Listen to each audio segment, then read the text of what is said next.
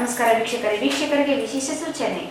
In cable ಈಗ ಮೆಟ್ರೋಕಾಸ್ಟ್ DBT network ಆಗಿದ್ದು CBN channel ಈಗ ಬದಲಾದ ಹೆಸರಿನೊಂದಿಗೆ ಪಿಜೆಫೆಚ್ ಚಾನೆಲ್ ಆಗಿದೆ. ವಾರ್ತೆಗಳ ಪ್ರಾಯೋಜಕರು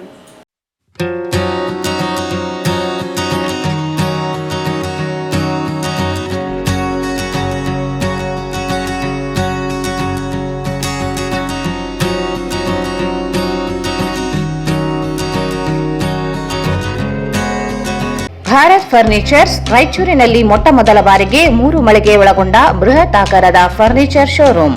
CPS complex opposite Shiva Mandir, Patel road, Raichur. Shri Raghavendra ಘೀ,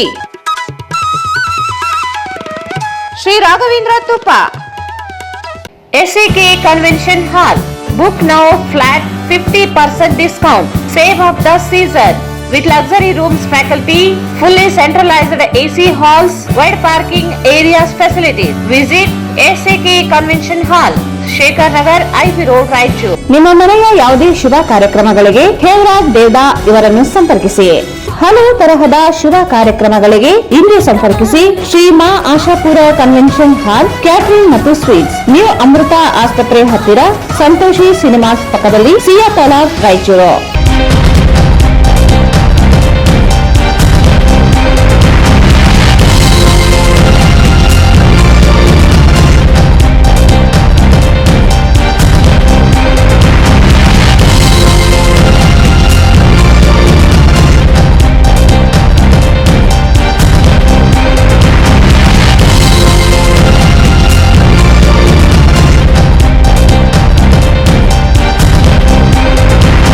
ವಾರ್ತೆಗಳಿಗೆ ಸ್ವಾಗತ. ಮೊದಲಿಗೆ ಮುಖ್ಯಾಂಶಗಳು.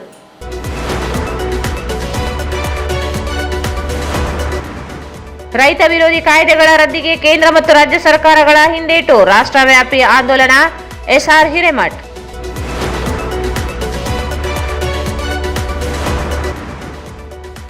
ಕಲ್ಯಾಣ ಕರ್ನಾಟಕ ಜಿಲ್ಲೆಗಳಲ್ಲಿ ಅರಣ್ಯ ಪ್ರದೇಶದ ಅಭಿವೃದ್ಧಿಗೆ 100 ಕೋಟಿ ಯೋಜನೆ, ಈಶ್ವರ್ ಖಂಡ್ರೆ.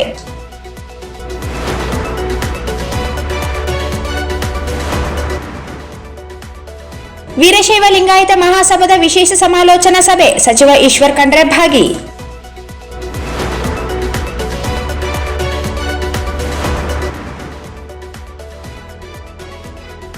ಬೀದಿ ವ್ಯಾಪಾರಿಗಳಿಗೆ ಪರ್ಯಾಯ ವ್ಯವಸ್ಥೆಗೆ ಆಗ್ರಹಿಸಿ ಮನವಿ.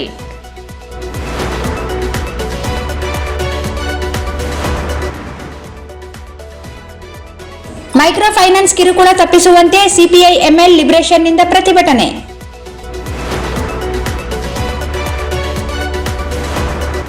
ಮಂತ್ರಾಲಯದಲ್ಲಿ ನಕಲಿ ಐಡಿ ಸೃಷ್ಟಿಸಿ ಭಕ್ತರಿಗೆ ವಂಚನೆ, ಎಚ್ಚರಿಕೆಯಿಂದ ಇರಲು ಭಕ್ತರಿಗೆ ಮಂತ್ರಾಲಯ ಮಠ ಮನವಿ.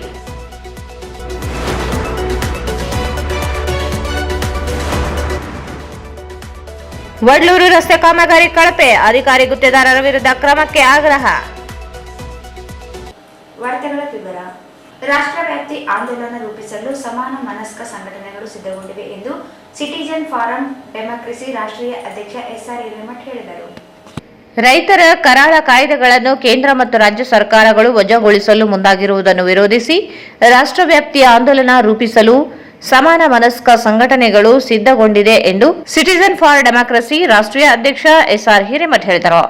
ಅವರು ಇಂದು ಮಾಧ್ಯಮಗೋಷ್ಠಿಯನ್ನು ಉದ್ದೇಶಿಸಿ ಮಾತನಾಡಿ, ರೈತರ ತೀವ್ರ ವಿರೋಧ, ಜೀವ ಕಳೆದುಕೊಂಡ ನಂತರ ಎಚ್ಚೆತ್ತ ಕೇಂದ್ರ ಸರ್ಕಾರ 3 ಕರಾಳ ಕಾಯ್ದೆಗಳನ್ನು ಹಿಂಪಡೆದಿತ್ತು. ಆದರೀಗ ಅದೇ ಕಾಯ್ದೆಗಳನ್ನು ಮರುಜಾರಿಗೆ ಮುಂದಾಗಿದೆ.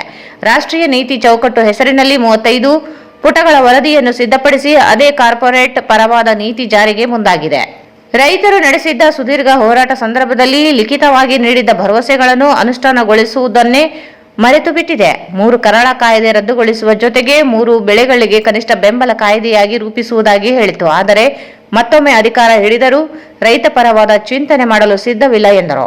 ರಾಜ್ಯ ಸರ್ಕಾರವು ಸಹ ಬಿಜೆಪಿ ಸರ್ಕಾರ ರದ್ದುಗೊಳಿಸಿದ ಕಾಯ್ದೆಗಳನ್ನು ರದ್ದುಗೊಳಿಸುವುದಾಗಿ 2023 ವಿಧಾನಸಭಾ ಚುನಾವಣಾ ಪ್ರಣಾಳಿಕೆಯಲ್ಲಿ ಘೋಷಣೆ ಮಾಡಿತ್ತು. ಆದರೆ ಅಧಿಕಾರ ಹಿಡಿದು 2 ವರ್ಷಗಳಾದರೂ ಕಾಯ್ದೆ ರದ್ದುಗೊಳಿಸಲು ಮುಂದಾಗುತ್ತಿಲ್ಲ. ಈ ಕುರಿತು ಈಗಾಗಲೇ 1 ಬಾರಿ ಮುಖ್ಯಮಂತ್ರಿಗಳನ್ನು ಭೇಟಿ ಮಾಡಿ ಮನವಿ ಮಾಡಲಾಗಿತ್ತು.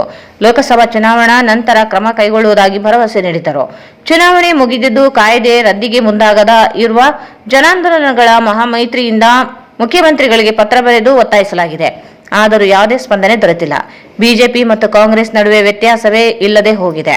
ಸಂವಿಧಾನ, ಪ್ರಜಾಪ್ರಭುತ್ವ ಕುರಿತಂತೆ ಮಾತನಾಡುವ ರಾಜಕೀಯ ಪಕ್ಷಗಳು ಸಂವಿಧಾನದ ಮೇಲೆ ಪ್ರಮಾಣ ಮಾಡಿ ಅಧಿಕಾರ ಸ್ವೀಕರಿಸಿ ಸಂವಿಧಾನ ವಿರೋಧ ನಿಲುವುಗಳನ್ನು ಮುಂದುವರಿಸುತ್ತಿವೆ.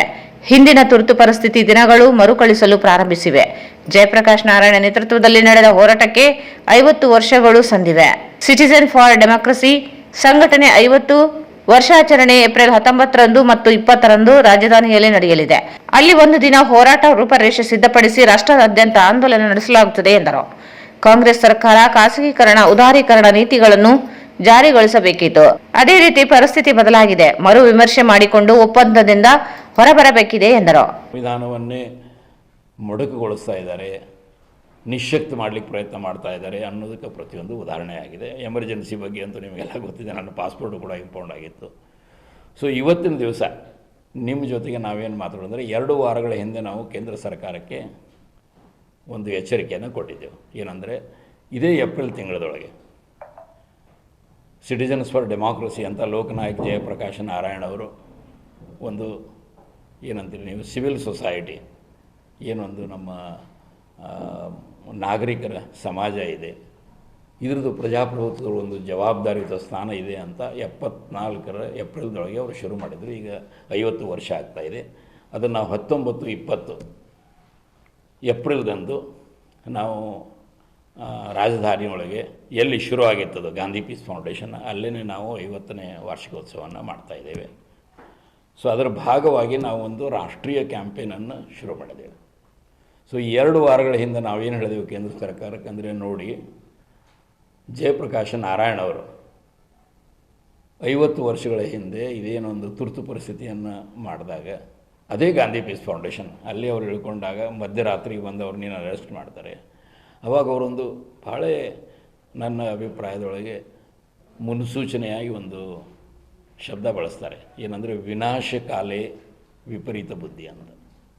ಹಂಗೆ ಇವತ್ತಿನ ನಮ್ಮ ಕೇಂದ್ರ ಸರ್ಕಾರಗಳು, ರಾಜ್ಯ ಸರ್ಕಾರಗಳು ಅನ್ನದಾತರ ಬಗ್ಗೆ ಯಾವುದೇ ಒಂದು ಕಾಳಜಿ, ಅವ್ರ ಬಗ್ಗೆ ಒಂದು ಗೌರವ, ಅವರು ಕೂಡ ಈ ದೇಶದ ನಾಗರಿಕರು, ಅವರೇ ಇವರೆಲ್ಲರನ್ನು ಆರಿಸುವಂಥ ಕೊನೆಯ ಅಧಿಕಾರ ಇರುವಂಥವರು, ಅವ್ರನ್ನ ಗೌರವದಿಂದ ಕಾಣಬೇಕು ಅನ್ನೋದೇ ಕಂಡು ಬರ್ತಾ ಇಲ್ಲ.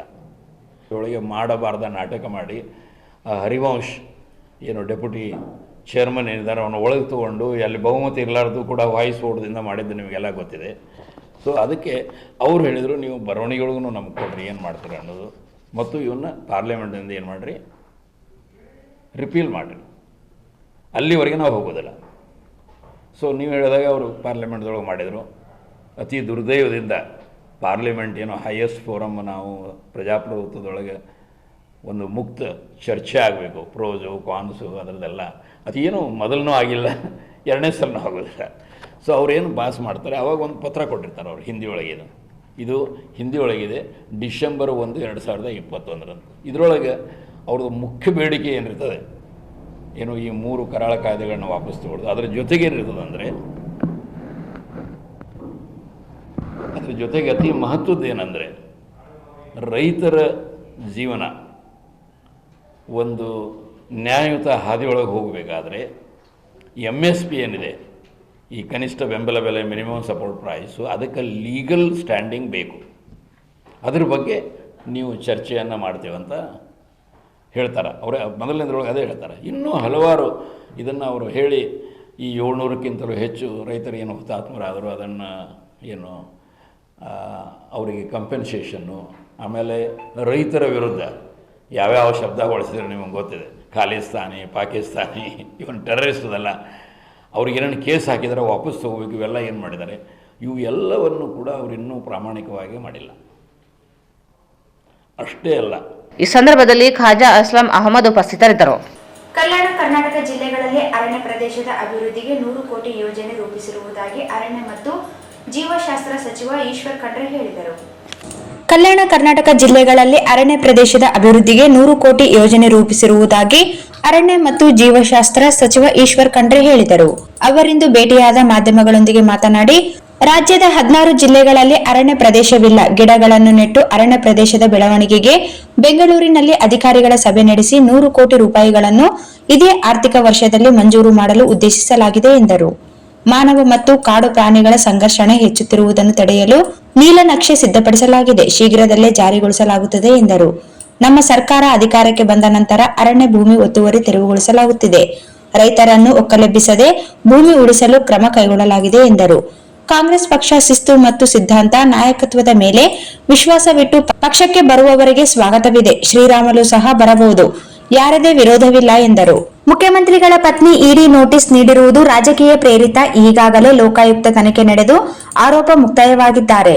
ಆದರೆ ಕಾಂಗ್ರೆಸ್ ಪಕ್ಷದ ಸಿಎಂಗಳ ವಿರುದ್ಧ ಇಡಿ ಕೆಲಸ ಮಾಡುತ್ತಿದೆ. ಅಧಿಕಾರ ದುರುಪಯೋಗ ಬಹಳ ದಿನ ಮಾಡಲು ಆಗುವುದಿಲ್ಲ ಎಂದರು. ಕೆಪಿಸಿಸಿ ಅಧ್ಯಕ್ಷ ಸ್ಥಾನ ಮತ್ತು ಸಿಎಂ ಸ್ಥಾನಗಳು ಖಾಲಿಯಿಲ್ಲ. ಪಕ್ಷದ ಹೈಕಮಾಂಡ್ ನಿರ್ಧಾರವೇ ಅಂತಿಮ ಎಂದರು.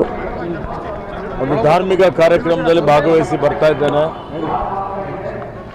ಇವತ್ತು ಅರಣ್ಯ ಮತ್ತು ಜೀವಿ ಪರಿಸ್ಥಿತಿ ಇಲಾಖೆಯ ಪ್ರಗತಿ ಪರಿಶೀಲನೆ ಸಭೆ ಇಕ್ಕಿದ್ದೇನೆ. ಈಗ ಸಾಯಂಕಾಲ ರಾಯಚೂರು ಮತ್ತು ಯಾದಗಿರಿದು ಏನು ಕಲ್ಯಾಣ ಕರ್ನಾಟಕ ಭಾಗದಲ್ಲಿ ಅರಣ್ಯ ವ್ಯಾಪ್ತಿ ಏನಿದೆ, ಹಸಿರು ವ್ಯಾಪ್ತಿ ಭಾಳ ಕಡಿಮೆ ಇದೆ. 10%ಗಿಂತ ಕಡಿಮೆ ಅರಣ್ಯ ವ್ಯಾಪ್ತಿ ಇರುವಂಥ 16 ಜಿಲ್ಲೆಗಳಿದ್ದಾವೆ. 16 ಜಿಲ್ಲೆಗಳಲ್ಲಿ ಎಲ್ಲ ಕಲ್ಯಾಣ ಕರ್ನಾಟಕ ಜಿಲ್ಲೆಗಳು ಬರ್ತವೆ.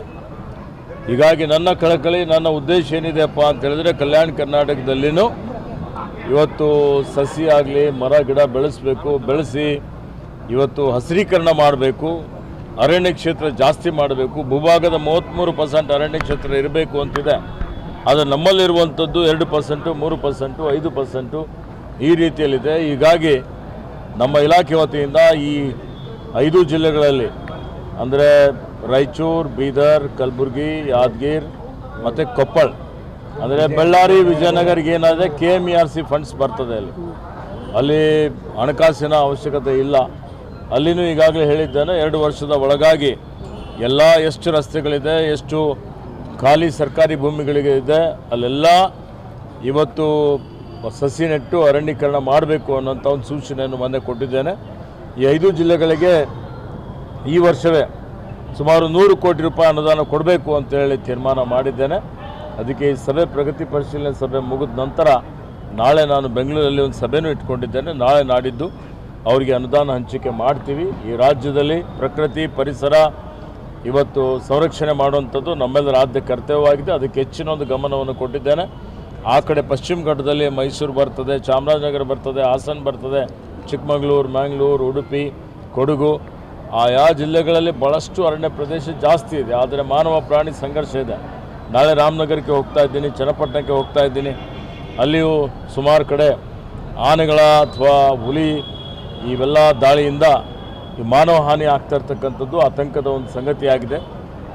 ಮಾನವ ಪ್ರಾಣಿ ಸಂಘರ್ಷ ತಡೀಲಿಕ್ಕೆ ಏನೇನು ಕ್ರಮ ತೆಗೆದುಕೊಳ್ಳಬೇಕು ಅವೆಲ್ಲವನ್ನು ತೆಗೆದುಕೊಳ್ಳುವಂಥ ಒಂದು ನಾವು ಕ್ರಿಯಾಯೋಜನೆ ತಯಾರು ಮಾಡಿದ್ದೇವೆ. ಮುಂದಿನ ದಿನಮಾನಗಳಲ್ಲಿ ಶಾಶ್ವತವಾಗಿ ಅದಕ್ಕೆ ಪರಿಹಾರ ಕಂಡುಕೊಳ್ಳುವಂಥ ವ್ಯವಸ್ಥೆನೂ ಮಾಡ್ತಾ ಇದ್ದೇವೆ.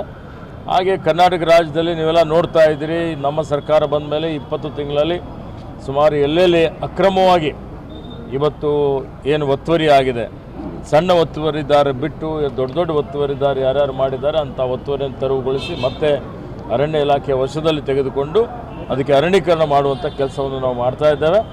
ಹೀಗಾಗಿ ಅರಣ್ಯ ಉಳಿಸುವಂಥದ್ದು, ಪ್ರಕೃತಿ ಉಳಿಸುವಂಥ ಕೆಲಸ ಮಾಡ್ತೇವೆ. ಇಡೀ ದುರುಪಯೋಗ ಆಗ್ತಾ ಇರ್ತಕ್ಕಂಥದ್ದು ಜಗಜ್ಜಾಹಿರವಾಗಿದೆ. ಸರ್ವೋಚ್ಚ ನ್ಯಾಯಾಲಯ ಸಹಿತ ಹೇಳಿದೆ ಇಡಿಗೆ ಸರ್ಕಾರಗಳು ದುರುಪಯೋಗ ಮಾಡಿಕೊಳ್ಳಬಾರ್ದು ಅಂತೇಳಿ. ಕೇಂದ್ರದ BJP ಸರ್ಕಾರ ಅಧಿಕಾರಕ್ಕೆ ಬಂದ ಮೇಲೆ ಇವತ್ತು ಸಾಕಷ್ಟು ಸಲ ಪ್ರತಿಪಕ್ಷಗಳ ನಾಯಕರುಗಳ ಮೇಲೆ ಸುಳ್ಳು ಆರೋಪಗಳನ್ನು ಹೊರಿಸಿ ಇವತ್ತು ಸಿಟ್ಟಿಂಗ್ ಚೀಫ್ ಮಿನಿಸ್ಟರ್ಗಳಿಗೆ ಬಂಧನ ಮಾಡಿ ಒಂದು ಆತಂಕದ ವಾತಾವರಣ ಸೃಷ್ಟಿ ಮಾಡಿದಂಥದ್ದು ನೋಡ್ತಾ ಇದ್ದೀರಿ. ಅನ್ಯಾಯ ಎಷ್ಟು ದಿವಸ ನಡೀತದೆ, ಇವತ್ತು ಅದಕ್ಕೂ ಒಂದು ಮಿತಿ ಇರ್ತದೆ. ಅದು ಕುತ್ತಿಗೆಗೆ ಬಂತು ಅಂದರೆ ಆಟೋಮೆಟಿಕಲಿ ಅದಕ್ಕೆ ಒಂದು ಪರಿಹಾರ ಸಿಗ್ತದೆ. ಆ ದೃಷ್ಟಿಯಿಂದ ಇಡಿ ನೋಟಿಸಲ್ಲಿ ಯಾವುದೇ ರೀತಿಯ ಹುರುಳಿಲ್ಲ. ಇವತ್ತು ಈಗಾಗಲೇ ಲೋಕಾಯುಕ್ತವರು ತನಿಖೆ ಮಾಡ್ತಾ ಇದ್ದಾರೆ. ಹೀಗಾಗಿ ಆ ತನಿಖಾ ವರದಿಯಲ್ಲೂ ಸಹಿತ ಇವತ್ತು ಮಾನ್ಯ ಸಿದ್ದರಾಮಯ್ಯನವ್ರ ಬಗ್ಗೆ ಏನೊಂದು ಆರೋಪ ಇದೆ, ಅದು ಏನು ಎಲ್ಲ ಸುಳ್ಳಿದೆ ಅನ್ನುವಂಥದ್ದು ಇವತ್ತು ಗೊತ್ತಾಗಿದೆ. ಅದು ಸತ್ಯಮೇವ ಜಯತೆ, ಸತ್ಯಕ್ಕೆ ಜಯ ಸಿಗ್ತದೆ. ಅದರಿಂದ ಯಾವುದೇ ರೀತಿಯ ಒಂದು ತೊಂದರೆ ಆಗೋದಿಲ್ಲ ಅನ್ನುವಂಥ ಮಾತನ್ನು ಹೇಳಿಕೆ ಬಯಸ್ತೀನಿ. ಈ ಸಂದರ್ಭದಲ್ಲಿ ಶಾಸಕ ಹಂಪನಗೌಡ ಬಾದರ್ಲಿ, ಮಾಜಿ ಸಚಿವ ಅಮರೇಗೌಡ ಬಯ್ಯಾಪುರ್ ಸೇರಿ ಉಪಸ್ಥಿತರಿದ್ದರು. ವೀರಶೈವ ಲಿಂಗಾಯತ ಮಹಾಸಭಾದ ಜಿಲ್ಲಾ ಮಟ್ಟದ ವಿಶೇಷ ಸಮಾಲೋಚನಾ ಸಭೆ ನಗರದ ವೀರಶೈವ ಕಲ್ಯಾಣ ಮಂಟಪದಲ್ಲಿ ರಾಷ್ಟ್ರೀಯ ಕಾರ್ಯದರ್ಶಿ ಹಾಗೂ ಅರಣ್ಯ ಸಚಿವ ಈಶ್ವರ್ ಖಂಡ್ರೆ ಕಾರ್ಯಕ್ರಮವನ್ನು ಉದ್ಘಾಟಿಸಿದರು. ವೀರಶೈವ ಲಿಂಗಾಯತ ಮಹಾಸಭಾದ ಜಿಲ್ಲಾ ಮಟ್ಟದ ವಿಶೇಷ ಸಮಾಲೋಚನಾ ಸಭೆ ನಗರದ ವೀರಶೈವ ಕಲ್ಯಾಣ ಮಂಟಪದಲ್ಲಿ ರಾಷ್ಟ್ರೀಯ ಕಾರ್ಯದರ್ಶಿ ಹಾಗೂ ಅರಣ್ಯ ಸಚಿವ ಈಶ್ವರ್ ಖಂಡ್ರೆ ಕಾರ್ಯಕ್ರಮವನ್ನು ಉದ್ಘಾಟಿಸಿದರು. ಕಾರ್ಯಕ್ರಮವನ್ನು ಉದ್ಘಾಟಿಸಿ ಮಾತನಾಡಿದರು.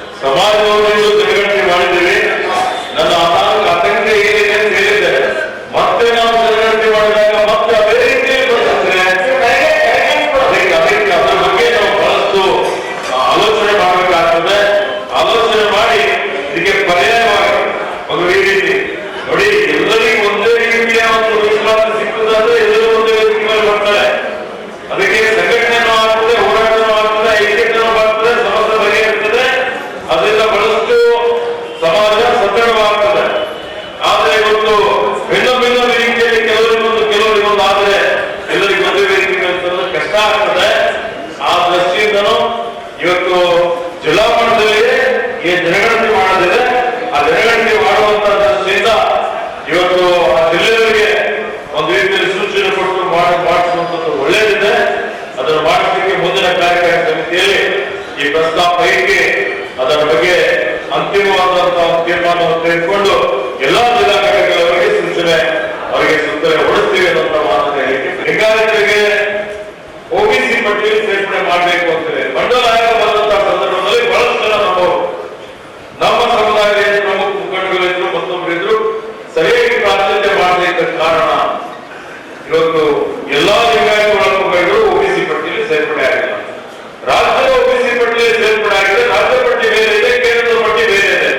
ಕೇಂದ್ರದ ಪಟ್ಟಿಯಲ್ಲಿ ಸೇರ್ಪಡೆ ಆಗದಿದ್ದ ಕಾರಣ ಇವತ್ತೇನು ನಮ್ಮಲ್ಲಿ ರಾಷ್ಟ್ರೀಯ ಭಾರತೀಯ ಏನು IAS ಇದೆ, ಸರ್ಕಾರಿ ನೌಕರಿಗಳಿದ್ದಾವೆ, IAS, IPS, IRS, IFS ಅಥವಾ ರೈಲ್ವೆದಲ್ಲಿ, ಬ್ಯಾಂಕಿಂಗ್ ನಲ್ಲಿ, ವಿಶ್ವವಿದ್ಯಾಲಯಗಳಲ್ಲಿ ಏನು ಓಪನ್ ಯೂನಿವರ್ಸಿಟಿಗಳಿದ್ದಾವೆ, ಇವತ್ತು ಕೇಂದ್ರೀಯ ವಿಶ್ವವಿದ್ಯಾಲಯಗಳಿದ್ದಾವೆ, ಅಲ್ಲಿ ಪ್ರವೇಶ ಇರ್ಬೋದು.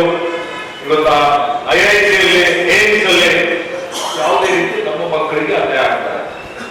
ನಮ್ಮ ವಿದ್ಯಾರ್ಥಿನಿಯರಿಗೆ ಬಹಳಷ್ಟು ಮಟ್ಟಿಗೆ ನಮ್ಮ ಜನಸಂಖ್ಯೆಗೆ ಅನುಗುಣವಾಗಿಯೂ ಇವತ್ತು ಎಲ್ಲ ಹುದ್ದೆಗಳು ನಮ್ಮವರಿಲ್ಲ.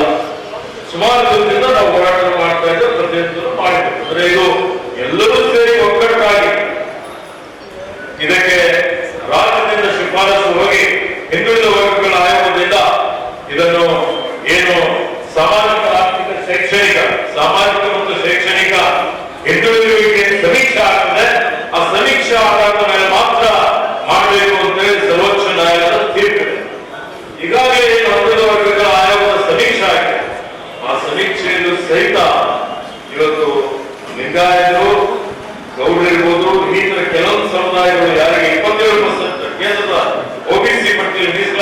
ಬರ್ತಾ ಇದೆ, ಅವ್ರಿಗಿಂತಲೂ ಆರ್ಥಿಕವಾಗಿ ಇವತ್ತು ದುರ್ಬಲರಿದ್ದಾರೆ ಅಂತ ಹೇಳಿ ದಾಖಲೆ ಇದೆ. ಆ ದಾಖಲೆ ಮೇಲೆ ಮಾಡಬೇಕಾಗಿದೆ. ಅದನ್ನು ನಾವೆಲ್ಲರೂ ಶಾಸಕರು ಪಕ್ಷಾತೀತವಾಗಿ ಎಲ್ಲರೂ ಸೇರಿದ್ದಾರೆ. ಎಲ್ಲರೂ ಕೂತು ಒಗ್ಗಟ್ಟಾಗಿ ಪ್ರಯತ್ನ ಮಾಡಿ ಒತ್ತಡ ತಂದು ರಾಜ್ಯ ಮತ್ತು ಕೇಂದ್ರ ಸರ್ಕಾರದ ಇಬ್ಬರು ಜವಾಬ್ದಾರಿ ಇದೆ, ಅದನ್ನೂ ನಾವು ಮಾಡ್ತೀವಿ ಅಂತ ಹೇಳಿದ್ರೆ ಒಂದು ಹಂತದಲ್ಲಿ ಸಮಾಜದ ಎಲ್ಲಾ ಒಳಪಂಗಡಗಳನ್ನು ಅದೇ ಆಧಾರದ ಮೇಲೆ ಒಂದೇ ವೇದಿಕೆ ಮೇಲೆ ತರಲಿಕ್ಕೆ ಸಾಧ್ಯ ಆಗುತ್ತೆ ಅನ್ನುವಂತಹ ಮಾತನ್ನು ನಾನು ಮುಖ್ಯ ಅತಿಥಿಗಳಾಗಿ ಡಾಕ್ಟರ್ ಶಿವರಾಜ್ ಪಾಟೀಲ್ ಕಾರ್ಯಕ್ರಮ ಉದ್ದೇಶಿಸಿ ಮಾತನಾಡಿದರು. ದಯಮಾಡಿ ಅದನ್ನ ಆದಷ್ಟು ಶೀಘ್ರದಲ್ಲಿ ಮಂಜೂರು ಮಾಡಲಿಕ್ಕೆ ನಾವು ಪ್ರಾಮಾಣಿಕ ಪ್ರಯತ್ನ ಮಾಡಬೇಕು. ಮತ್ತು CSI ಬಗ್ಗೆ ಹೇಳಿದರೆ ಕಳೆದ ಸಾರಿ ನಮ್ಮ ಅವಧಿಯಲ್ಲಿ 11,600 ಸ್ಕ್ವೇರ್ ಫೀಟ್ ನಾವು ಅಪ್ರೂವ್ ಆಗಿದೆ. ಅದಕ್ಕೆ ದುಡ್ಡು ಬಹಳಷ್ಟು ಆಗ್ತದೆ. ಅದನ್ನ ಇನ್ನು ಸ್ಯಾಂಕ್ಷನ್ ಆರ್ಡರ್ ಬರಬೇಕು. ಅದನ್ನ ಕ್ಯಾಬಿನೆಟ್ ನಲ್ಲಿ ಇಟ್ಟು ದಯಮಾಡಿ ಫೀಸ್ ಕಡಿಮೆ ಮಾಡಿಸಿದ್ರೆ ಇಲ್ಲ ಮುನ್ನ ಮಾಡಿಸಿದ್ರೆ ಅದೇ ದುಡ್ಡು ನಾವು ಭವನ ಕಟ್ಟಲಿಕ್ಕೆ ಉಪಯೋಗ ಮಾಡ್ತೀವಿ ಅಂತ ಹೇಳಿ ನಾನು ತಮ್ಮಲ್ಲಿ ಕೈಗೊಂಡು ಕೇಳ್ಕೊಂಡು, ಇನ್ನೂ ನಮಗೆ ಸಮಾಜದ ಕಾಲೇಜ್ ಈಗಾಗಲೇ ಬಹಳ ಬೃಹತ್ ಕಟ್ಟಡ ನಮ್ಮ ವೀರಶೈವ ಸಮಾಜದವರು ಮಾಡಿದ್ದಾರೆ. ಅದಕ್ಕೂ ಇನ್ನೂ ದುಡ್ಡಿನ ಅವಶ್ಯಕತೆ ಇದೆ. ತಾವು ಮುಖ್ಯಮಂತ್ರಿಗಳಿಗೆ ಒತ್ತಾಯ ಮಾಡಿ ಇನ್ನೊಂದು ₹1 ಕೋಟಿ ನಮ್ಮ ವೀರಶೈವ ಕಾಲೇಜಿಗೆ ಬಿಡುಗಡೆ ಮಾಡಿಸಿದರೆ ಅನೇಕ ಸಮಾಜ ಎಲ್ಲ ಸಮಾಜದ ಯುವಕರು ಬಹಳ ಅತ್ಯಂತ ಭವಿಷ್ಯ ನೆರವೇರಿಸಿದ ರಾಯಚೂರಿನಲ್ಲಿ ಅತ್ಯಂತ ಚೀಪ್ ಅನ್ಬಾರದು, ಅತ್ಯಂತ ಕಡಿಮೆ ದರದಲ್ಲಿ ಓದುವಂತ ಕಾಲೇಜ್ ಯಾವುದಾದ್ರೆ ಅದು ವೀರಶೈವ ಕಾಲೇಜಿನಲ್ಲಿ ಅಂತ ಹೇಳ್ತೇವೆ. ಅದಕ್ಕೂ ನಾವು ₹1 ಕೋಟಿ ಬಹುಶಃ ₹1 ಕೋಟಿ ಕಾಲೇಜ್ ಸಂಪೂರ್ಣ ಕಟ್ಟಡ ನಾವೇನು ಅನ್ಕೊಂಡಿದ್ದೇವೆ ಅದೆಲ್ಲವೂ ಮುಕ್ತಾಯ ಆಗ್ತದೆ. ಬಹುಶಃ 3,000 ವಿದ್ಯಾರ್ಥಿಗಳು ಆ ಕಾಲೇಜಿನಲ್ಲಿ ಪ್ರತಿ ವರ್ಷ ಅಭ್ಯಾಸ ಮಾಡ್ತಾ ಇದ್ದಾರೆ. ಅದಕ್ಕೂ ತಾವು ಸಹಾಯ ಮಾಡಬೇಕು ಹೇಳಿ ತಾವು ರಾಯಚೂರಿಗೆ ಬಂದಂತೆ ನಮ್ಗೆಲ್ಲರಿಗೂ ಬಹಳ ಸಂತೋಷ ಆಗಿದೆ. ನಿಜವಾಗ್ಲೂ ನೀವು ಸಮಾಜದ ಬೆನ್ನೆಲುಬಿಗೆ ಯಾವತ್ತೂ ನಿಂತಿದೆ. ಯಾರ ಪ್ರಭಾವಕ್ಕೂ ಮಾಡಿದ್ರೆ ತಾವು ಓಪನ್ ಆಗಿ ನಾನು ಸಮಾಜದ ಯಾವುದೇ ವ್ಯಕ್ತಿಗೆ ಯಾವುದೇ ರೀತಿಯ ತೊಂದರೆ ಸಮಾಜಕ್ಕಾದಾಗ ತಾವು ಮೆಚ್ಚಿದಿರಿ. ನಾವು ಸಮಾಜದ ವತಿಯಿಂದ ನಾನು ತಮಗೆ ಆಶ್ವಾಸನೆ ಕೊಡ್ತೇನೆ. ರಾಯಚೂರು ಜಿಲ್ಲೆಯ ವೀರಶೈವ ಸಮಾಜ ತಮಗೆ ಯಾವುದೇ ರೀತಿ ಕಷ್ಟ ಬಂದಾಗೆ ತಮ್ಮ ಬೆನ್ನೆಲುಬಿಗೆ ಮತ್ತು ಮಹಾಸಭಾದ ಬೆನ್ನೆಲುಬಿಗೆ ಮತ್ತು ವೀರಶೈವ ಸಮಾಜದ ಬೆನ್ನೆಲುಬಿಗೆ ಯಾವತ್ತೂ ನಾವೆಲ್ಲರೂ ಕಾರ್ಯಕರ್ತರಾಗಿ ದುಡಿತೇವೆ ಅಂತ ಹೇಳಿ ನನ್ನ ಮಾತಿಗೆ ನಾನು ಕೊಡ್ತೇನೆ. ವಿನಂತಿ ಮಾಡೋದು, ಯಾವ ಕಾರಣಕ್ಕೂ ಯಾವ ತ್ಯಾಗಕ್ಕೂ ನಾವೆಲ್ಲರೂ ಸಿದ್ಧರಾಗೋಣ. ಇದನ್ನು ಯಾವ ಕಾರಣಕ್ಕೂ ನಾವು ಒಪ್ಪೋಲ್ಲ. ಒಂದು ಕಾಲದಲ್ಲಿ ಎಲ್ಲವನ್ನೂ ಒಪ್ಪಿದಂತ ಸಮಾಜ ನಾನು ಎಲ್ಲರನ್ನು ಎತ್ಕೊಂಡು ಇಲ್ಲಿವರೆಗೆ ಬೆಳೆಸಿದಂತ ಸಮಾಜ ಬಹುಶಃ ಈ ಜಗತ್ತಿನಲ್ಲಿ ಯಾವುದಾದ್ರೂ ಅದು ಲಿಂಗಾಯತ ಸಮಾಜ. ಬಹುಶಃ ಬಸವಣ್ಣವರಿಗೆ 12ನೇ ಶತಮಾನದಲ್ಲಿ ಮಾಡಿದ್ದು ಬಹುಶಃ ಸ್ವತಂತ್ರ ನಂತರದ ಏನು ಬಸವಣ್ಣವರು ನಮಗೆಲ್ಲರೂ ಮಾರ್ಗದರ್ಶನ ಮಾಡಿದ್ರು ಅವೆಲ್ಲವನ್ನೂ ಚಾಚು ತಪ್ಪದೆ ನಡೆದುಕೊಟ್ಟಂತ ಸಮಾಜ ಇದು ಲಿಂಗಾಯತ ಸಮಾಜ. ಇವತ್ತು ನಾನು ಇದ್ರ ಜೊತೆಗೆ ಲಿಂಗಾಯತ ನಾನು ಲಿಂಗಾಯತ ನಾನು ಹೇಳ್ತೇನೆ. ನಾನು ಇನ್ನೊಂದು ತಮ್ಮಲ್ಲಿ ವಿನಂತಿ ಮಾಡೋದು, ಇವತ್ತು ಸರ್ಕಾರ ಒಂದು ಸೆನ್ಸಸ್ ಮಾಡಿ ನಾವೇಕೆ ಸಮಾಜದ ಒಂದು ಸೆನ್ಸಸ್ ಮಾಡಿಸಬಾರದು ಇದ್ರ ಬಗ್ಗೆ ತಾವು ಗಂಭೀರ ಆಲೋಚನೆ ಮಾಡಬೇಕು. ಯಾಕಂದ್ರೆ ಇವತ್ತು ನಾವು ಏನಾದರೂ ಈ ಒಂದು ಸ್ಟೆಪ್ ಅಲ್ಲಿ ನಾವು ಹಿಡಿದ್ರೆ ನಮಗೆ ಮುಂದೆ ಕಷ್ಟ ಕಟ್ಟಿಟ್ಟ ಬುದ್ಧಿ ಅಂತೇಳಿ ನಾನು ಅನ್ಕೊಂಡಿದ್ದೀನಿ. ಇವತ್ತು ಏನು ಕಷ್ಟ ಆಗ್ತದೆ ಎಲ್ಲರೂ ಆಗ್ತಾರೆ. ಸಮಾಜ ದೊಡ್ಡದಾಗಿ ಬೆಳೆದಿದೆ, ಸಮಾಜದಲ್ಲಿ ದೊಡ್ಡ ದೊಡ್ಡ ಹುದ್ದೆಯಲ್ಲಿ ಅನೇಕರಿದ್ದಾರೆ. ನಮಗೆಲ್ಲರೂ ನಮ್ಮ ಮುಂದಿನ ಪೀಳಿಗೆ ಏನಾದ್ರೂ ನಾವು ಉಳಿಸ್ಕೊಟ್ರೆ ಇವತ್ತು ಸಮಾಜ ಗಟ್ಟಿಯಾದಂತ ಸಮಾಜ ಉಳಿಸ್ಕೊಟ್ರೆ ಸಾಕು, ಅವ್ರು ಬದುಕ್ತಾರೆ ಅಂತ ಹೇಳಿ ನನ್ನ ಒಂದು ಅನಿಸಿಕೆ. ಇದ್ರ ಜೊತೆಗೆ ಈ ಸಂದರ್ಭದಲ್ಲಿ ಅತಿಥಿಗಳಾಗಿ ಆಗಮಿಸಿದ ಹಂಪನಗೌಡ ಬಾದರ್ಲಿ ಮಾತನಾಡಿದರು.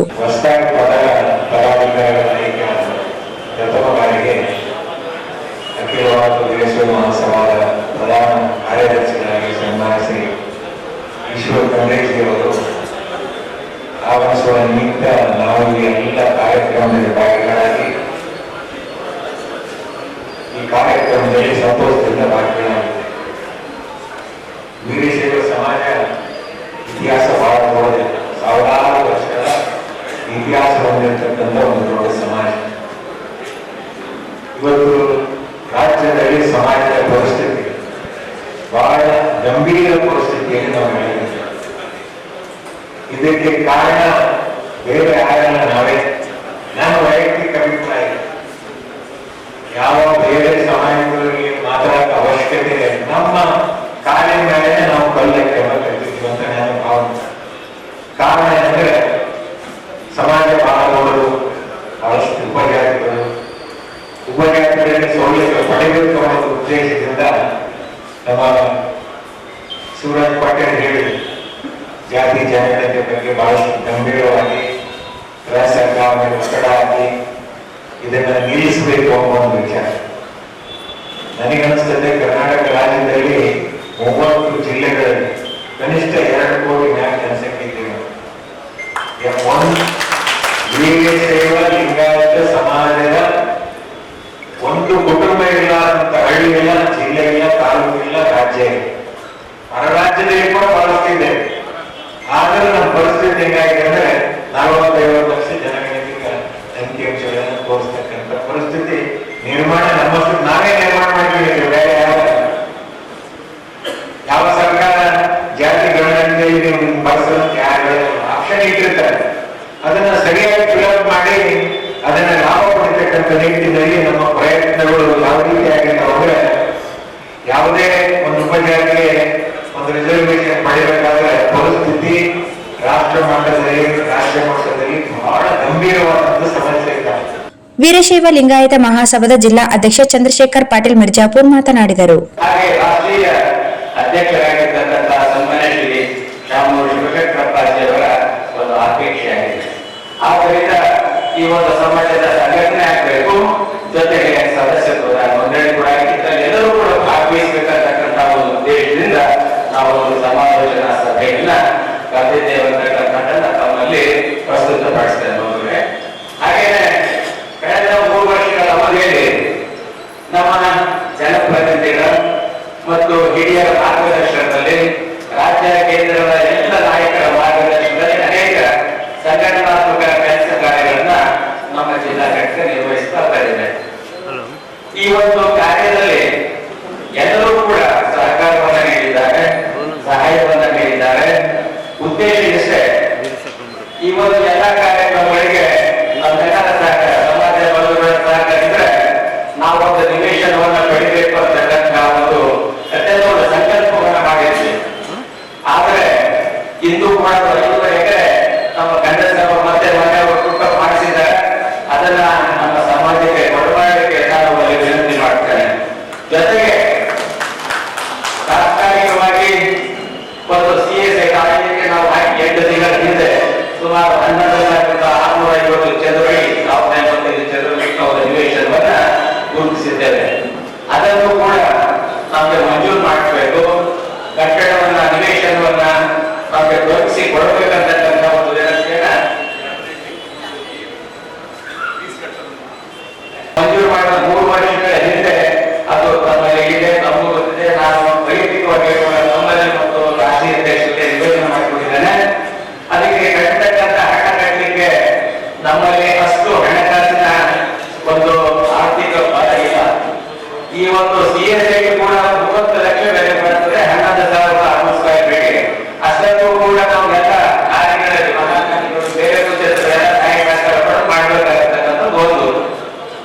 ಇಂತಹ ಕಾರ್ಯಕ್ರಮಗಳಿಗೆ ಹಿರಿಯರ ಮತ್ತು ಸರ್ಕಾರದ ಸಹಾಯ ಸಹಕಾರ ಇರ್ತದೆ. ನಾವು ಕೆಲಸಗಳನ್ನ ಸಮಾಜದ ಸಂಘಟನೆಯನ್ನು ಮಾಡಿ ಅನುಕೂಲ ಮಾಡ್ತಾ ಲಿಂಗಾಯತ ಸಮಾಜ ಸದಸ್ಯತ್ವ ನೋಂದಣಿ ಹಾಗೂ ಸಂಘಟನೆ ಕುರಿತಂತೆ ಸಭೆಯಲ್ಲಿ ಚರ್ಚಿಸಿದರು. ಈ ಸಂದರ್ಭದಲ್ಲಿ ವಿಧಾನ ಪರಿಷತ್ ಸದಸ್ಯರುಗಳಾದ ಶರಣಗೌಡ ಬಯ್ಯಾಪುರ್, ಬಸನಗೌಡ ಬಾದರ್ಲಿ, ಬಸವರಾಜ್ ಪಾಟೀಲ್ ಅನ್ವಾರಿ, MS ಪಾಟೀಲ್, ಬಸವರಾಜ್ ಪಾಟೀಲ್ ಇಟಗಿ, ಬಸನಗೌಡ ಬ್ಯಾಗ್ವಾಟ್, ವೀರಶೈವ ಸಮಾಜದ ಅಧ್ಯಕ್ಷ ಶರಣ ಭೂಪಾಲ್ ನಾಡಗೌಡ ಭಾಗವಹಿಸಿದ್ದರು. ಕಾರ್ಯಕ್ರಮದಲ್ಲಿ ಜಿಲ್ಲಾ ಆಡಳಿತ ಮಂಡಳಿ, ಜಿಲ್ಲಾ ಮತ್ತು ತಾಲೂಕು ಕಾರ್ಯಕಾರಿ ಸಮಿತಿ ಸದಸ್ಯರುಗಳು, ಕಾನೂನು, ಮಹಿಳೆ, ಯುವ, ವಾಣಿಜ್ಯ ಮತ್ತು ಕೈಗಾರಿಕಾ ಘಟಕಗಳ ಪದಾಧಿಕಾರಿಗಳು, ವೀರಶೈವ ಸಮಾಜದವರು ಭಾಗವಹಿಸಿದ್ದರು. ಈಗ ಜಾಹೀರಾತು.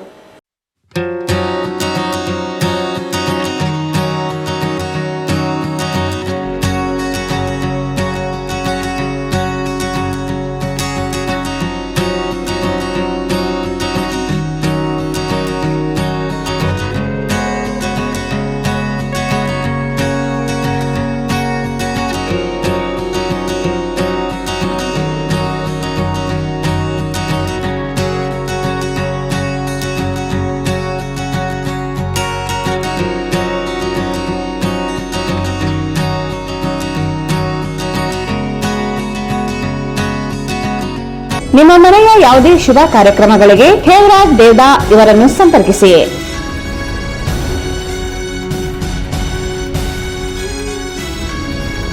Shri Maa Ashapura convention hall catering ಮತ್ತು ಸ್ವೀಟ್ಸ್. ನಮ್ಮಲ್ಲಿ ನಾಮಕರಣ, ಹುಟ್ಟುಹಬ್ಬ, ನಿಶ್ಚಿತಾರ್ಥ, ಮದುವೆ, college seminars, company meeting, ಕಿಟಿ party, ಹಲವು ತರಹದ ಶುಭ ಕಾರ್ಯಕ್ರಮಗಳಿಗೆ ನಮ್ಮ ಶ್ರೀ ಮಾ ಆಶಾಪುರ ಕನ್ವೆನ್ಷನ್ ಹಾಲ್ ಮತ್ತು ಕ್ಯಾಟರಿಂಗ್ ಹೇಳಿ ಮಾಡಿಸಿದಂತಿದೆ. 1500 ರಿಂದ 2000 ಜನ ಕುಳಿತುಕೊಳ್ಳುವ ಆಸನ, ನಿಮಗೆ ಬೇಕಾದ ರೀತಿಯಲ್ಲಿ ವಿವಿಧ ಬಗೆಯ ಡೆಕೋರೇಷನ್ ಮಾಡಿಕೊಡಲಾಗುತ್ತದೆ.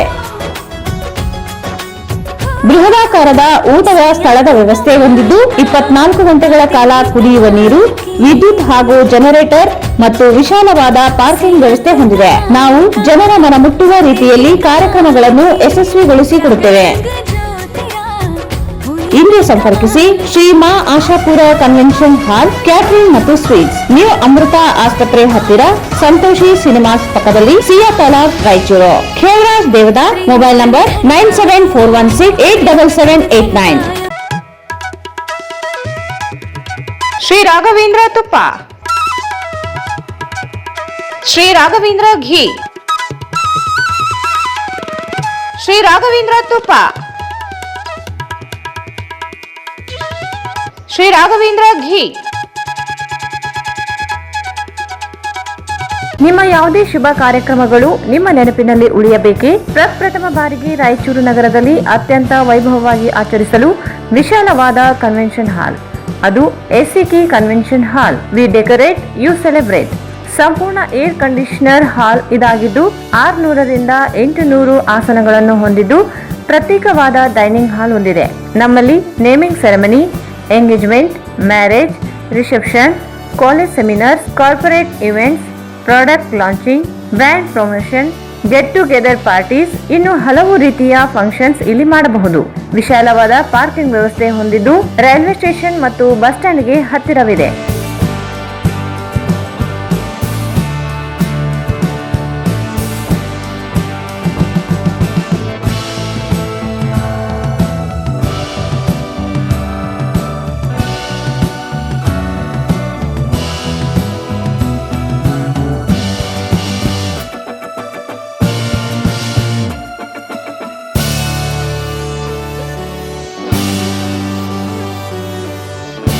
ಇಂದೇ ಭೇಟಿ ನೀಡಿ. ಎಸಿಕೆ ಕನ್ವೆನ್ಷನ್ ಹಾಲ್, Shekhar Nagar, IB road, Raichur. Mobile 9483770202. Bharat furnitures ರಾಯಚೂರಿನಲ್ಲಿ ಮೊಟ್ಟ ಮೊದಲ ಬಾರಿಗೆ 3 ಮಳಿಗೆ ಒಳಗೊಂಡ ಬೃಹತ್ ಆಕಾರದ furniture showroom. We have a office house, old and all types of furnitures. Dealers in wooden cot, dining table, sofa set, dressing table, computer table, tea tables, office chairs, steel almirah, wardrobe, TV stands, glassware items, sleepwell products, Dandro cello chairs, Supreme sofa set, Doco set furnitures, Sri Steel furnitures.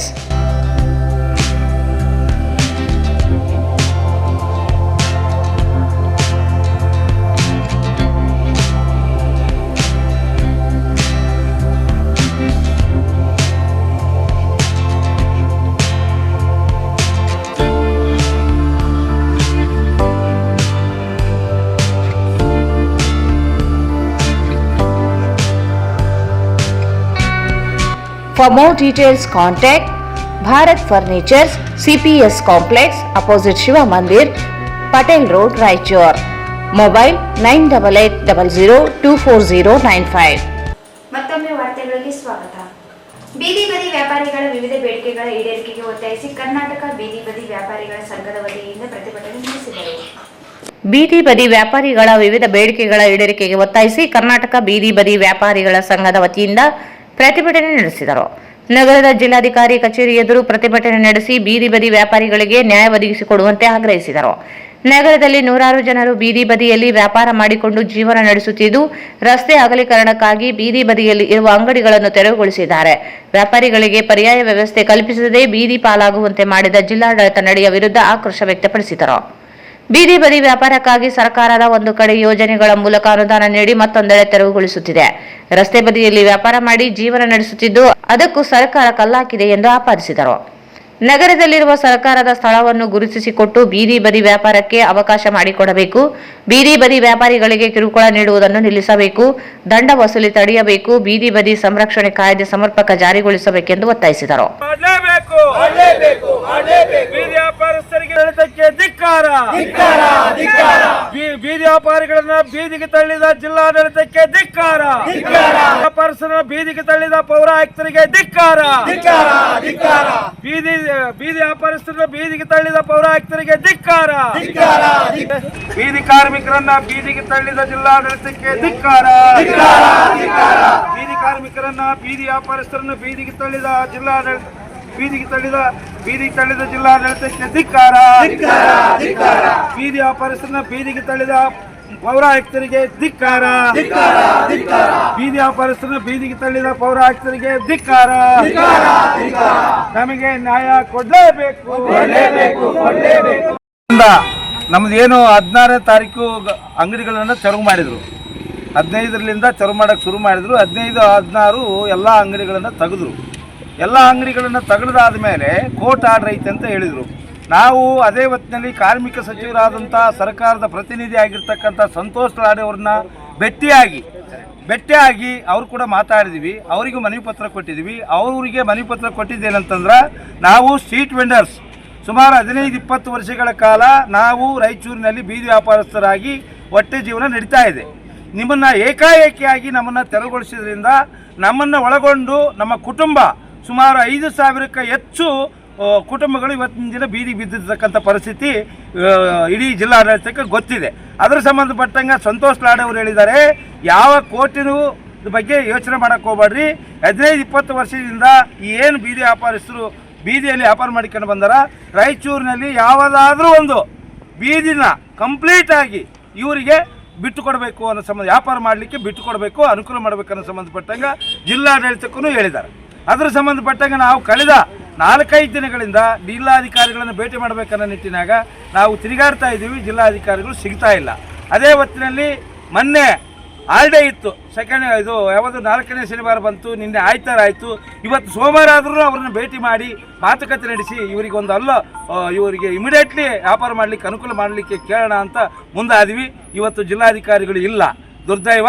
ಅದರ ಸಂಬಂಧಪಟ್ಟಂಗೆ ದಯವಿಟ್ಟು ಈ ಮಾಧ್ಯಮದ ಮುಖಾಂತರ ಜಿಲ್ಲಾಡಳಿತಕ್ಕೆ ಮತ್ತು ಪೌರ ಆಯುಕ್ತರಿಗೆ, ಈ ರಾಯಚೂರಿನ ಜನಪ್ರತಿನಿಧಿಗಳಿಗೆ ನಾವು ಎಚ್ಚರಿಸ್ತಾ ಇದ್ದೀವಿ. ಇದು ಸಾಂಕೇತಿಕವಾದಂಥ ಹೋರಾಟದ ಮುಖಾಂತರ ನಿಮ್ಮನ್ನು ಎಚ್ಚರಿಸ್ತಾ ಇದ್ದೀವಿ. ಅದೇ ಹೊತ್ತಿನಲ್ಲಿ ನೀವೇನಾದರೂ ನಮ್ಮನ್ನು ಬೀದಿಗೆ ಹಾಕಿ ನಮ್ಮನ್ನು ಬೀದಿ ಪಾಲು ಮಾಡಿದ್ರೆ ಮುಂದಿನ ದಿನಮಾನಗಳಲ್ಲಿ ಜನಪ್ರತಿನಿಧಿಗಳ ಮನೆ ಮುಂದನೇ ಹೋರಾಟಕ್ಕೆ ಮುಂದಾಗಬೇಕು. ಅದೇ ಹೊತ್ತಿನಲ್ಲಿ ಮಾನ್ಯ ಜಿಲ್ಲಾಧಿಕಾರಿಗಳಿಗೆ ಗೆರವು ಮಾಡ್ತಕ್ಕಂಥ ಪರಿಸ್ಥಿತಿ ಅನಾಹುತಗಳು ಆಗ್ತವೆ ಅನ್ನೋ ನಿಟ್ಟಿನಾಗ ಎಚ್ಚರಿಸ್ತಾ ಇದ್ದೀವಿ. ನನ್ನ ಹೆಸರು G Amaresh, trade union centre of India TUCI ಜಿಲ್ಲಾಧ್ಯಕ್ಷರು, ರಾಯಚೂರು. ಈ ಸಂದರ್ಭದಲ್ಲಿ ಗೌರವಾಧ್ಯಕ್ಷ ಜಿ ಅಮರೇಶ್, ಎಂ ಗಂಗಾಧರ್, ಅಧ್ಯಕ್ಷ ಶೇಖ್ ಹುಸೇನ್ ಬಾಷಾ, ಉಪಾಧ್ಯಕ್ಷ ಮೈನುದ್ದೀನ್, ಭೀಮಾಶಂಕರ್, ಕರೀಮುಲ್ಲಾ, ರಾಜು, ಮಾರೆಪ್ಪ, ಸಿದ್ದಪ್ಪ, ಗೋವಿಂದ್, ಪವನ್ ಕುಮಾರ್, ಅಫ್ರೋಜ್, ಮಹಮ್ಮದ್, ಜಾಫರ್ ಸೇರಿದಂತೆ ಅನೇಕರಿದ್ದರು. ಮೈಕ್ರೋ ಫೈನಾನ್ಸ್ ಕಂಪನಿಗಳು ಭದ್ರತೆ ಇಲ್ಲದೆ ಅಮಾಯಕ ಮಹಿಳೆಯರಿಗೆ ನಕಲಿ ದಾಖಲಾತಿ ಸೃಷ್ಟಿ ಮಾಡಿ ಸಾಲ ನೀಡಿ ಸಾಲ ಮರುಪಾವತಿಗಾಗಿ ಕಿರುಕುಳ ನೀಡುವ ಖಾಸಗಿ ಬ್ಯಾಂಕ್ಗಳ ವಿರುದ್ಧ ಕಾನೂನು ಕ್ರಮ ಜರುಗಿಸುವಂತೆ ಸಿಪಿಐ ಎಂಎಲ್ ಲಿಬರೇಷನ್ ಘಟಕದ ವತಿಯಿಂದ ನಗರದ ಅಂಬೇಡ್ಕರ್ ವೃತ್ತದಲ್ಲಿ ಪ್ರತಿಕೃತಿ ದಹಿಸಿ ಪ್ರತಿಭಟನೆ ನಡೆಸಿದರು. ಮೈಕ್ರೋ ಫೈನಾನ್ಸ್ ಕಂಪನಿಗಳು ಭದ್ರತೆ ಇಲ್ಲದೆ ಅಮಾಯಕ ಮಹಿಳೆಯರಿಗೆ ನಕಲಿ ದಾಖಲಾತಿ ಸೃಷ್ಟಿ ಮಾಡಿ ಸಾಲ ನೀಡಿ ಸಾಲ ಮರುಪಾವತಿಗಾಗಿ ಕಿರುಕುಳ ನೀಡುವ ಖಾಸಗಿ ಬ್ಯಾಂಕ್ಗಳ ವಿರುದ್ಧ ಕಾನೂನು ಕ್ರಮ ಜರುಗಿಸುವಂತೆ ಸಿಪಿಐಎಂಎಲ್ ಲಿಬರೇಷನ್ ಜಿಲ್ಲಾ ಘಟಕ ವತಿಯಿಂದ ನಗರದ ಅಂಬೇಡ್ಕರ್ ವೃತ್ತದಲ್ಲಿ ಪ್ರತಿಕೃತಿ ದಹಿಸಿ ಪ್ರತಿಭಟನೆ ನಡೆಸಲಾಯಿತು. ತಾವು ಪಡೆದ ಸಾಲವನ್ನು ಕಟ್ಟುವುದು ಮಾತ್ರವಲ್ಲ, ಆಯಾ ಗುಂಪಿನಲ್ಲಿ ಸಾಲ ಪಡೆದವರ ಮರುಪಾವತಿಯನ್ನು ಸಹ ಮಾಡಿಸಿಕೊಡಬೇಕಾಗುತ್ತದೆ ಮತ್ತು ಜನರ ಗುಂಪಿನಲ್ಲಿ ಸಾಲ ಪಡೆದ ಒಬ್ಬರು ಮರುಪಾವತಿ ಮಾಡದಿದ್ದರೆ ಉಳಿದ 9 ಜನ ಅವರ ಮನೆಯ ಮುಂದೆ ನಿಂತು ಸಾಲ ವಸೂಲಿ ಮಾಡಬೇಕಾಗುತ್ತದೆ. ಹೀಗೆ ಸಾಲ ಮರುಪಾವತಿ ಕಿರುಕುಳ ಶುರುವಾಗುತ್ತದೆ ಎಂದರು. ಸಂಸ್ಥೆಗಳಿಂದ ನೇಮಕಗೊಂಡಿರುವ ವಸೂಲಿಗಾರರ ಕಿರುಕುಳ ಹಾಗೂ ದಾಳಿಯ ಕಾರಣಕ್ಕೆ ರಾಜ್ಯದಲ್ಲಿ ಹಲವು ನೆಲೆಯ ಹೋರಾಟಗಳು ಶುರುವಾಗಿವೆ. ಮೈಕ್ರೋ ಫೈನಾನ್ಸ್ ಹೆಸರಿನಲ್ಲಿ ಕೆಲವು ಬೃಹತ್ ಸಂಸ್ಥೆಗಳು ತಮ್ಮ ಕಪ್ಪು ಹಣವನ್ನು ಬಿಳಿ ಮಾಡಿಕೊಳ್ಳುವ ಪ್ರಕ್ರಿಯೆಯಲ್ಲಿ ತೊಡಗಿವೆ. ಅಂತ ಹಲವು ಸಂಸ್ಥೆಗಳು ಮೈಕ್ರೋ ಫೈನಾನ್ಸ್ ಘಟಕಗಳನ್ನು ತೆರೆದು ಹಳ್ಳಿಗಳಿಗೆ ಲಗ್ಗೆ ಇಡುತ್ತಿವೆ ಎಂದು ಹೇಳಲಾಗಿದೆ. ವಿಭಜಿತ ಆಂಧ್ರಪ್ರದೇಶದಲ್ಲಿ ಮೈಕ್ರೋ ಫೈನಾನ್ಸ್ ಸಂಸ್ಥೆಗಳ ಹಾವಳಿ ಮಿತಿಮೀರಿದ್ದರಿಂದ 2010ರಲ್ಲಿ ಸುಗ್ರೀವಾಜ್ಞೆ ಮೂಲಕ ಮೈಕ್ರೋ ಫೈನಾನ್ಸ್ ಸಂಸ್ಥೆಗಳ ನಿಯಂತ್ರಣ ಕಾಯ್ದೆಯನ್ನು ಜಾರಿಗೆ ತರಲಾಯಿತು. ಈ ಕಾಯ್ದೆಯ ಕಟ್ಟುನಿಟ್ಟಿನ ಅನುಷ್ಠಾನದಿಂದಾಗಿ ಮೈಕ್ರೋ ಫೈನಾನ್ಸ್ ಸಂಸ್ಥೆಗಳು ಆಂಧ್ರದಿಂದ ಕಾಲ್ಕಿತ್ತಿದವು.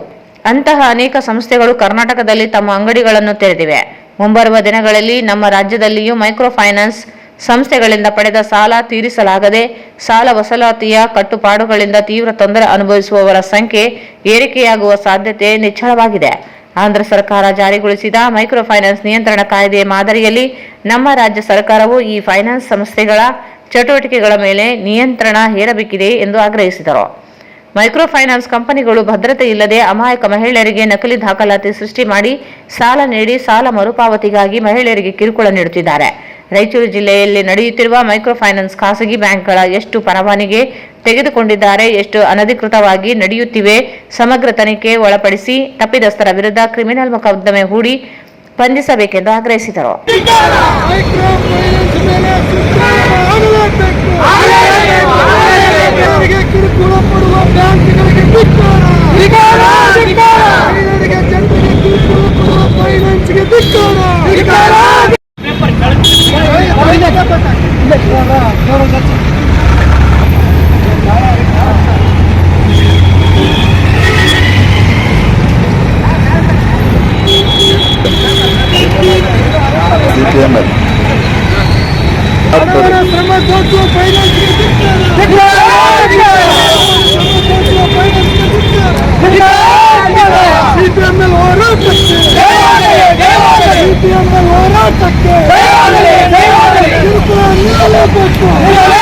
ಈ ಸಂದರ್ಭದಲ್ಲಿ ನಾಗರಾಜ್, ಅಜಿತ್ ಜಾಗೀರ್ದಾರ್, ಚಾಂದ್ ಸಾಬ್, ದೇವರಾಜ್, ಶ್ರೀನಿವಾಸ್, ನರಸಮ್ಮ, ಬಸವರಾಜ್, ರವಿಚಂದ್ರ, ಮಹಾದೇವ್ ಸೇರಿದಂತೆ ಇತರರಿದ್ದರು. ಮಂತ್ರಾಲಯ ರಾಯರ ಮಠದಲ್ಲಿ ವಂಚಕರ ಜಾಲ, ಭಕ್ತರು ಜಾಗೃತರಾಗಿರಲು ಮಠದಿಂದ ಸೂಚನೆ ನೀಡಿದೆ. ದೇಶ ಮತ್ತು ರಾಜ್ಯದಲ್ಲಿ ಸೈಬರ್ ವಂಚಕರು ಬ್ಯಾಂಕ್ ಗ್ರಾಹಕರ ಖಾತೆಯಲ್ಲಿರುವ ಹಣವನ್ನು ಯುಪಿಐ ಐಡಿಗಳ ಮೂಲಕ ವಂಚನೆ ಮಾಡುತ್ತಿರುವ ಪ್ರಕರಣಗಳು ನಡೆಯುತ್ತಿದ್ದು, ಇದೀಗ ವಂಚಕರು ಹೊಸ ಆಯಾಮವನ್ನು ಹುಡುಕಿಕೊಂಡಿದ್ದಾರೆ. ದೇಶ ಮತ್ತು ರಾಜ್ಯದಲ್ಲಿ ಸೈಬರ್ ವಂಚಕರು ಬ್ಯಾಂಕ್ ಗ್ರಾಹಕರ ಖಾತೆಯಲ್ಲಿರುವ ಹಣವನ್ನು ಯುಪಿಐ ಐಡಿಗಳ ಮೂಲಕ ವಂಚನೆ ಮಾಡುತ್ತಿರುವ ಪ್ರಕರಣಗಳು ನಡೆಯುತ್ತಿದ್ದು, ಇದೀಗ ವಂಚಕರು ಹೊಸ ಆಯಾಮವನ್ನು ಹುಡುಕಿಕೊಂಡಿದ್ದಾರೆ. ಕರ್ನಾಟಕದ ಪ್ರಸಿದ್ಧ ಐತಿಹಾಸಿಕ ನೆಲೆಯುಳ್ಳ ಹಾಗೂ ಧಾರ್ಮಿಕ ಕ್ಷೇತ್ರವಾದ ಮಂತ್ರಾಲಯ ರಾಯರ ಮಠದಲ್ಲಿ ಭಕ್ತರಿಗೆ ರೂಮ್ ಬುಕಿಂಗ್ ಮಾಡುವ ವಂಚಕರು ನಕಲಿ ಯುಪಿಐ ಐಡಿ ಮೂಲಕ ಭಕ್ತರಿಗೆ ವಂಚನೆ ಮಾಡುವ ಜಾಲ ಬೆಳಕಿಗೆ ಬಂದಿದೆ. ಮಂತ್ರಾಲಯ ಶ್ರೀ ರಾಘವೇಂದ್ರ ಮಠಕ್ಕೆ ಬರುವ ಭಕ್ತರನ್ನು ಟಾರ್ಗೆಟ್ ಮಾಡಿಕೊಂಡು ರೂಮ್ ಬುಕಿಂಗ್ ಮಾಡಲು ನಕಲಿ ಯುಪಿಐಗಳನ್ನು ಬಳಸಿಕೊಳ್ಳಲಾಗುತ್ತಿದೆ. ಈ ವಂಚನೆ ಬಗ್ಗೆ ಅರಿತುಕೊಂಡ ಮಂತ್ರಾಲಯ ರಾಯರ ಮಠದ ಆಡಳಿತ ಮಂಡಳಿ ಭಕ್ತರಿಗೆ ಎಚ್ಚರದಿಂದ ಇರಲು ಸೂಚನೆ ನೀಡಿದೆ. ಮಂತ್ರಾಲಯದ ರಾಯರ ಮಠದಲ್ಲಿ ಅಡ್ವಾನ್ಸ್ ಆಗಿ ರೂಮ್ ಬುಕ್ ಮಾಡುವ ಭಕ್ತರು ಎಚ್ಚರಿಕೆ ವಹಿಸಿಕೊಂಡು ರೂಮ್ ಬುಕಿಂಗ್ ಮಾಡುವಂತೆ ರಾಯರ ಮಠ ತಿಳಿಸಿದೆ. ರಾಯರ ಮಠದಲ್ಲಿ ರೂಮ್ ಬುಕಿಂಗ್, ಪ್ರಸಾದ, ವಿವಿಧ ಸೇವೆಗಳ ಸೌಲಭ್ಯ ಒದಗಿಸುವ ನೆಪದಲ್ಲಿ ವಂಚಕರ ಜಾಲ ಹಣ ವಸೂಲಿ ಮಾಡುತ್ತಿರುವುದು ಬೆಳಕಿಗೆ ಬಂದಿದೆ. ಈ ಕುರಿತು ಮಂತ್ರಾಲಯ ರಾಯರ ಮಠದ ಆಡಳಿತ ಮಂಡಳಿ ಪ್ರಕಟಣೆ ಹೊರಡಿಸಿದ್ದು, ಭಕ್ತರು ಜಾಗೃತರಾಗಿರಲು ಸೂಚಿಸಿದೆ.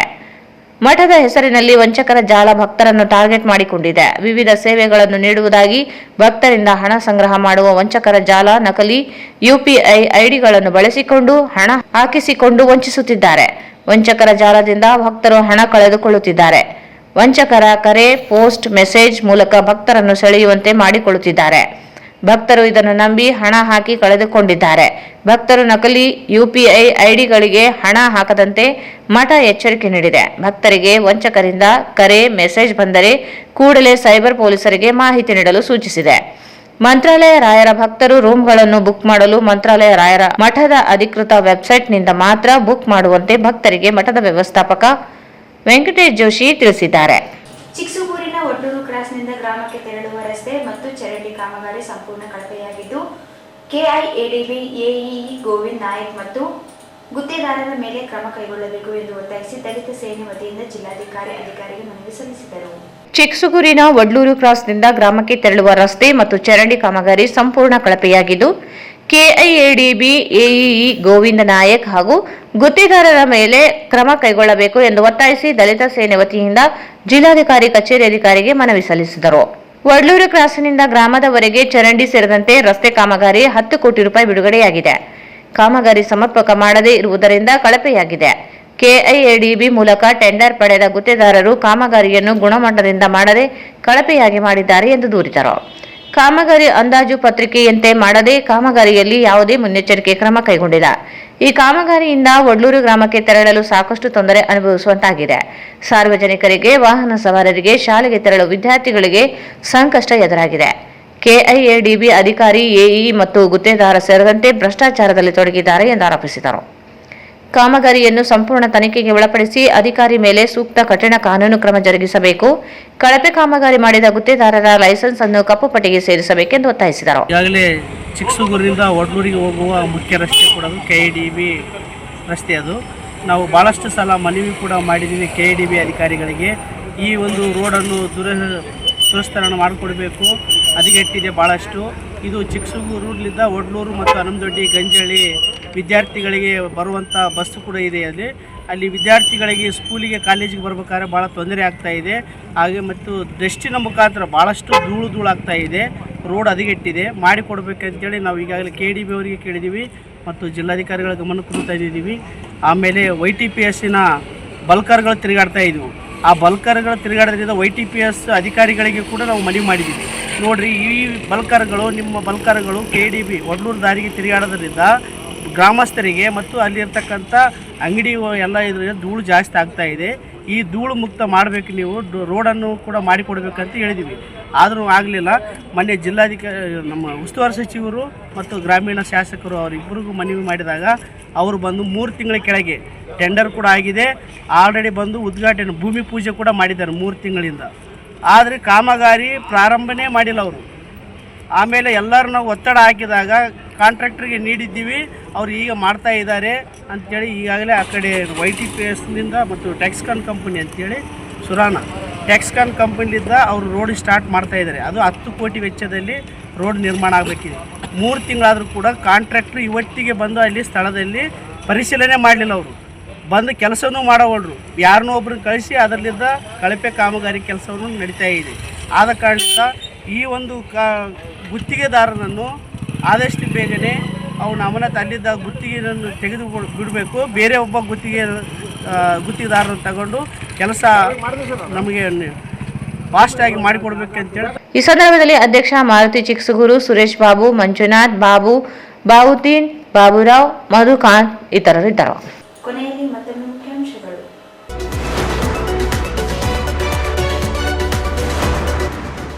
ರೈತ ವಿರೋಧಿ ಕಾಯ್ದೆಗಳ ರದ್ದಿಗೆ ಕೇಂದ್ರ ಮತ್ತು ರಾಜ್ಯ ಸರ್ಕಾರಗಳ ಹಿಂದೇಟು, ರಾಷ್ಟ್ರವ್ಯಾಪಿ ಆಂದೋಲನ, SR ಹಿರೇಮಠ್.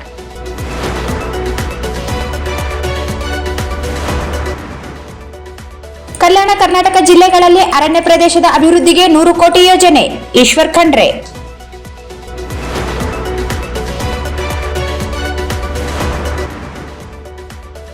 ವೀರಶೈವ ಲಿಂಗಾಯತ ಮಹಾಸಭಾದ ವಿಶೇಷ ಸಮಾಲೋಚನಾ ಸಭೆ, ಸಚಿವ ಈಶ್ವರ್ ಖಂಡ್ರೆ ಭಾಗಿ.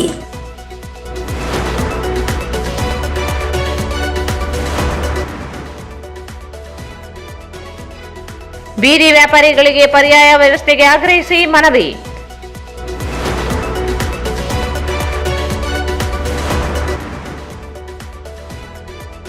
ಮೈಕ್ರೋ ಫೈನಾನ್ಸ್ ಕಿರುಕುಳ ತಪ್ಪಿಸುವಂತೆ ಸಿಪಿಐ ML ಲಿಬರೇಷನ್ನಿಂದ ಪ್ರತಿಭಟನೆ.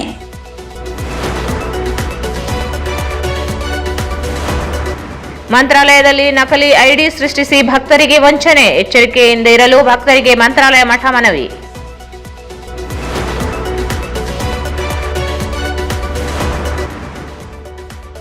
ವಡ್ಲೂರು ರಸ್ತೆ ಕಾಮಗಾರಿ ಕಳಪೆ, ಅಧಿಕಾರಿ ಗುತ್ತೇದಾರರ ವಿರುದ್ಧ ಕ್ರಮಕ್ಕೆ ಆಗ್ರಹ. ವಾರ್ತೆಗಳನ್ನು ಪ್ರಾರಂಭಿಸಿದವರು.